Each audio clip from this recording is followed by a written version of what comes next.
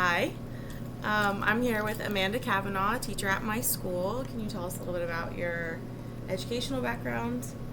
Absolutely. So I first started teaching at Southwark School, which is in the school district of Philadelphia, and that was a little over 20 years ago. So I really can't attest to what is happening currently in the inner city education system, but just looking at some of the questions, it's sort of the age-old questions of education and education disparity between suburban and urban schools, and also just across the United States. All right, so there is a lot of debate about whether or not an education can help you in the future with the labor market and your socioeconomic status. So, what would you like to share about that? I would say, in my experience, being an educator for 20 plus years, that education is a key determinant of labor market outcomes. Workers who possess higher levels of education and training are more likely to be employed, earn higher wages, and have more stable employment. When individuals don't have access to education, they may not acquire the necessary skills and knowledge to find employment or create economic opportunities for themselves. This can lead to the cycle of poverty, where individuals and families struggle to make ends meet and are unable to improve their standard of living. Indeed, there is, in my opinion, a male gender bias in the workplace, including in education. So the one exception that I would say in present day society and in the present day market would be the rise of trade workers. So perhaps in relation to like the housing market right now, this would be a solid example where educational attainment does not always equate to income. So education alone can't correct those biases, again, in my experience and in my opinion, because I don't believe that education functions in isolation. I think there's a lot of factors that go into policy making and factors that go into the decisions that are made within the education system. There's a lot of systemic issues and kind of like archaic ideology around education that will continue unless the factors work together to better the systems that are in place. And unfortunately, education systems continue to repeat the cycles put in place years ago that no longer reflect the values of today. So my short answer is absolutely, I do see the connection between education and the workplace and education in income. And my hope, I think all of our hope is that, we can all work together to make that better and to decrease some of the issues that we see in education today. Yeah, like it's not a fix-all, but it'll help you learn like the soft and hard skills with the literacy and the numeracy, but also the motivation and the resilience and those skills that you need to be successful just as an adult in general. Absolutely.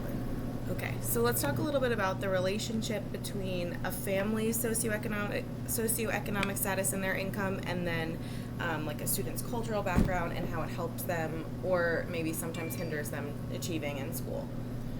I would definitely say that you hit it on the head, that it in some ways helps them and in some ways hinders them. Indeed, I would say educational outcomes are one of the key areas influenced by family incomes. Children from low-income families often start school already behind their peers who come from affluent families, as shown in measures of school readiness, like you were saying, literacy, numeracy, Preschool, huge impactor. Yeah. early education, and opportunities for that. And of course, we all know that in order to have that, you need money. So children from low SES families typically perform worse academically than their more affluent peers. Parental participation, I think, is also a big factor. It's an important component of family practices and are linked to the SES gap in children's academic performance. Impoverished children are severely disadvantaged before even reaching adulthood. In public schools, lower income children are significantly less likely to succeed than the wealthier classmates. And poverty affects a child's brain development, inhibiting their ability to learn and understand. So from what I've learned over the years in education, research continues to link the lower SES to lower academic achievement and slower rates of academic progress as compared with higher SES communities. The socioeconomic factors may include, parental level of education, parent income, financial and material support by parents, language, parental involvement in child education and peer groups in school environments. The school that I worked at, there were 7 different languages spoken. So, right there, kids, are reading tests and don't understand what they're reading. So obviously they're at a disadvantage. The advantage to diversity within schooling and the students' cultural background is that we live in a world where every day we're working with all different types of people, and I think it really builds our ability to work together and to understand each other's backgrounds, which definitely enhances our life as a whole. And your school was 100% free and reduced lunch, right? So that is a huge indicator of family socioeconomic status, and so your school was really diverse, and also a lot of them were living in poverty and struggled, and so you probably saw a lot of those factors impacting their success in the classroom. Absolutely. So my school in particular was a school where there was no busing, so everybody lived in the neighborhoods. 100% free and reduced lunches. If you kept them after school, you had to give them a snack. Typically, when parents would come for conferences, we provided meals because that was the only way to really get them in. And just as a reminder, 20 years ago, there was no email systems. Right. So everything was phone calls or walking kids home to talk to parents. And like I said, that parental piece and the support of education, I was raised in the suburbs, so coming into an urban setting, it was really eye-opening to see the disparity of the education systems, and I think that's really why I originally went back to school to get my master's in ed leadership, because I wanted to be part of the change, and I wanted to help sort of close the gap in the inequities. And I think, as I experienced more in the education systems and taught longer in the education system, I think I really realized that one person really can't do it all. You need people working together and, like I said, policy making to really bridge the gap.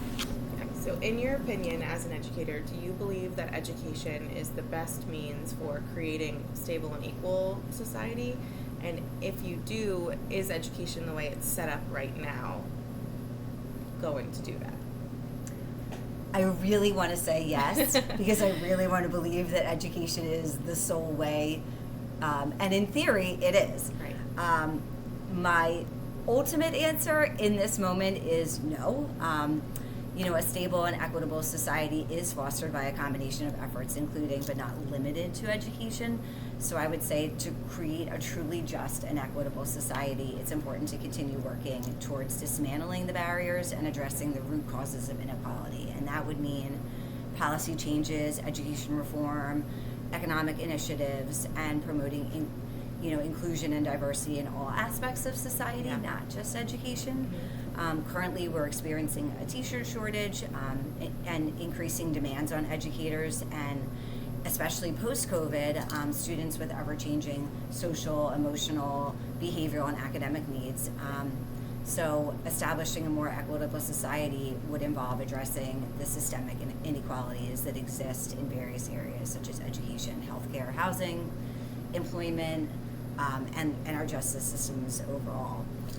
So again, I really want to say that education is the end-all be-all, and I do believe that it is a powerful way to give people the resources and the knowledge and the understanding to move out of their current situations into better ones.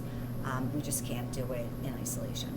Yeah, I think you said earlier, education doesn't exist in a bubble. Yeah. And so while in its theory it is the best way to grow individuals and put them out into society to be successful, all of these other factors currently weigh it down. And I think you put it best with, there are root systemic issues that go back centuries that need to be addressed and fixed before education will just magically fix the society's problems of the current time.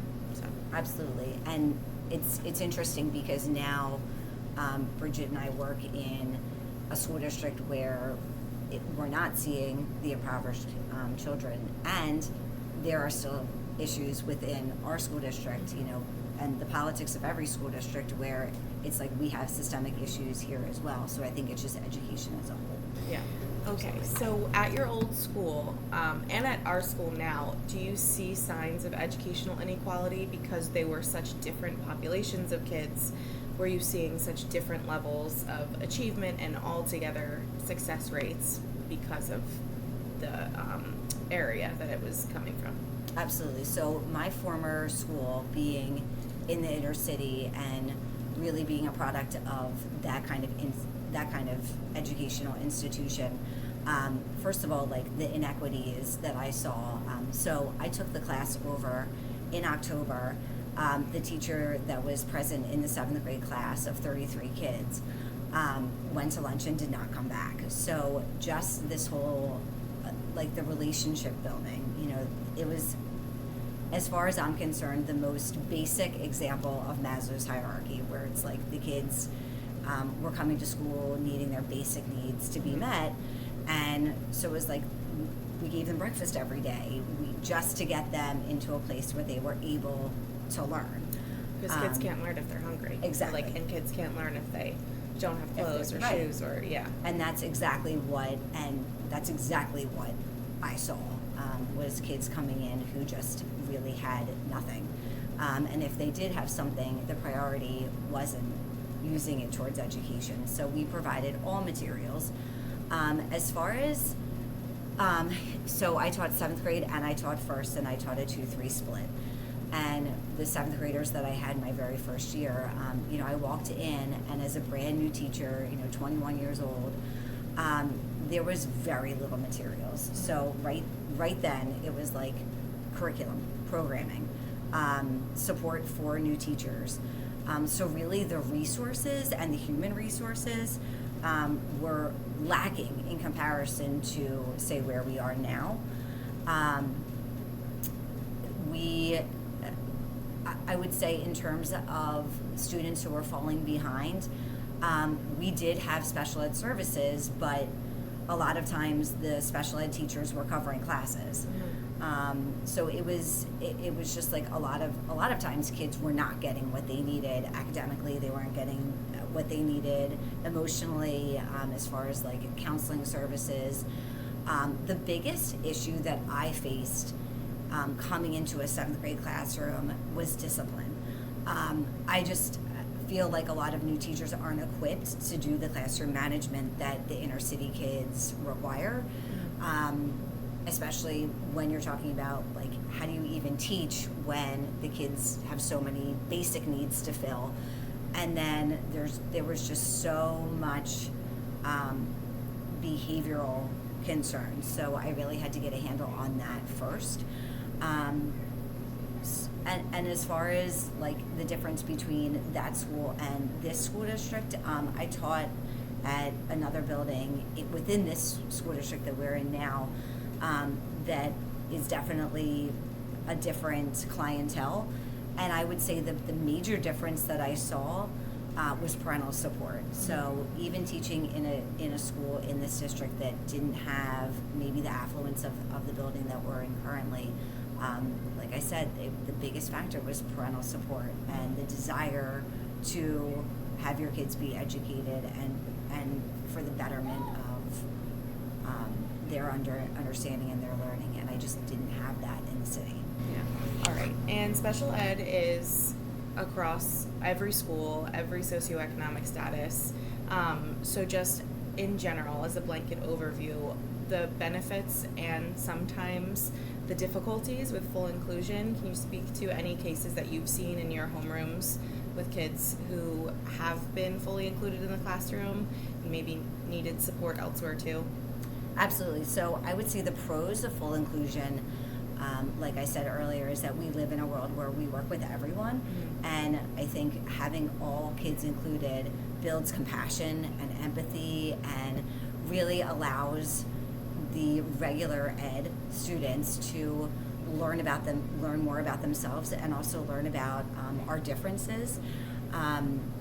The pro is also, like, just because people are different doesn't mean that we overlook the things that that we all have in common. Yeah, or the strengths that they have Exactly. as individuals. Yeah. Exactly. And that people are people and we're all human, and just because someone may look different or act different doesn't mean that we can't work together and also form friendships. So there's I think it's really good to find commonalities and to focus on that, and also to focus on really patience and acceptance of all people, no matter, again, what they look like, act like, sound like, feel like. So I think there are a lot of benefits to full inclusion. I would say some of the negatives of full inclusion is that at times kids don't get what they need. Sometimes we have kids who are included in classrooms maybe for not the right reasons, and so you have situations where kids are really not getting the emotional. For the most part, I've seen it with RES kids, where they're not getting the support that they need, and therefore it impacts the rest of the class and the environmental setting that we need in order for kids to learn.